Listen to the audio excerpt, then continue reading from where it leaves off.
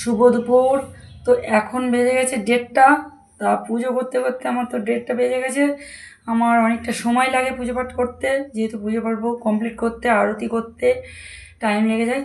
তো আজকে দেখো কৃষ্ণার লুক হয়েছে এই যে, আজকে কৃষ্ণা এই লুকে সেজে উঠেছে। আর এদিকে দেখো, এদিকে কিন্তু আমার মধুসূদন, মদনমোহন, কেশব, বলরাম সবাই এই লুকে সেজে উঠেছে। আর আজকে দেখো এই ফুল গাছটা গত বছরে কিন্তু আমার এই যে 3টে ছিল, সব কিন্তু মরে গেছিলো, তাই আবার আমি নার্সারি থেকে চারা নিয়ে এসে মানে এইটা আবার লাগিয়েছি, শুধু আমার গোপুসোনাদের পুজোর জন্য। এই যে আবার তো আজকে একটা ফার্স্ট নতুন ফুল ফুটেছে, সেটা আমি গোপুসোনার চুলে গুজে দিয়েছি।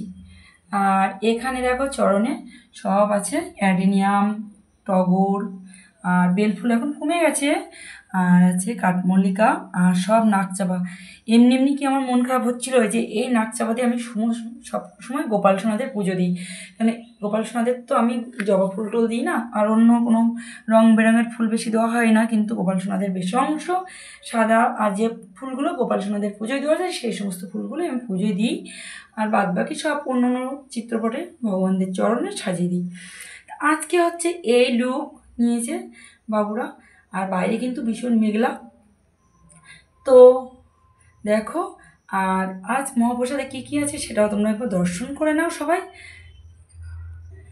আজকে গরম গরম অন্ন, পাকা পটলের এই যে শাঁস ভাজা, কাঁকরোল ভাজা, শশা আছে, আর এখানে পটল দিয়ে আর পনির দিয়ে আর দুধ দিয়ে রসা।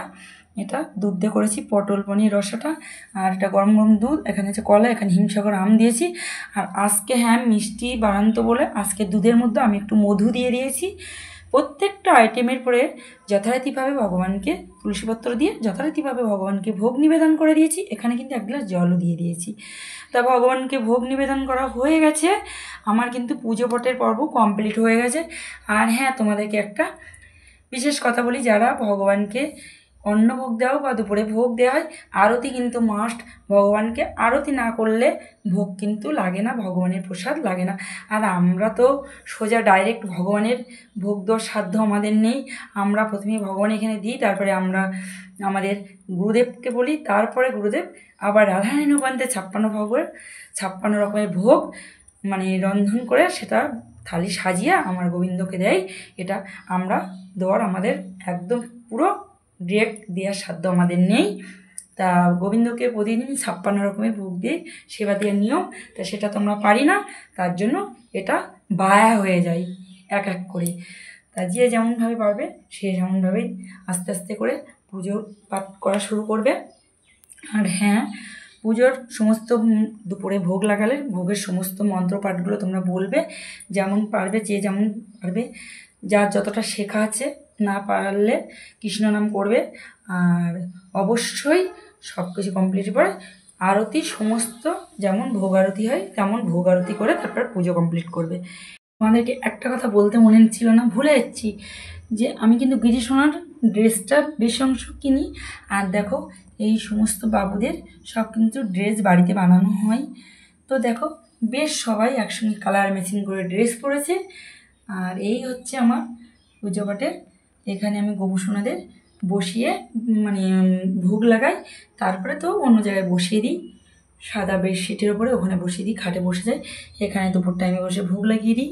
এই দেখো। আর এদিকে দেখো অন্য অন্য চিত্রপট, বাবু মুখ উঁচু করো তুমি। আর এদিকে দেখো অন্য অন্য চিত্রপট, এই সমস্ত ফুল এখানে দিই, শিব, এই যে মহাদেব, এই যে সব এখানে সমস্ত ফুল দিই।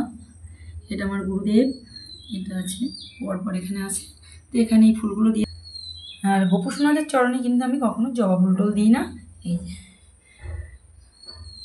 তো তোমরা বলো তো আজকের লুকটা কেমন লাগছে আমার সোনা বাবাদের।